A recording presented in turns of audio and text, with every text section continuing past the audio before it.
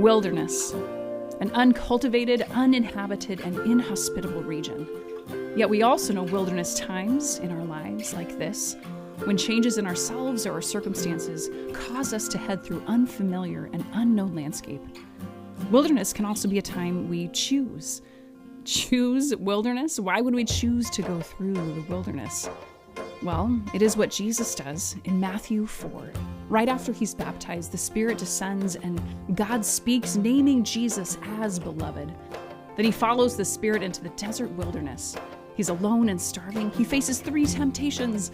But on the other side, right after 40 days of wilderness, Jesus gets at it, beginning his work of justice and wholeness and inclusive love. Do you see how these 40 days through wilderness are 40 days that form Jesus connecting the dots between who he is as beloved and what he's to do in the world? The wilderness forms Jesus into who he is and what he is to do.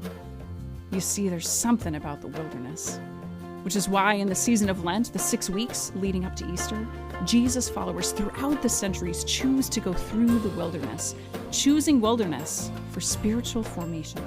A time of learning, praying, listening, fasting, giving things up to make room in our bodies and lives to be formed by the Spirit.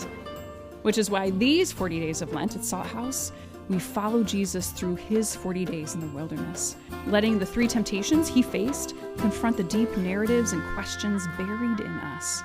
We choose the wilderness because the wilderness can form us into who we are and what we are to do.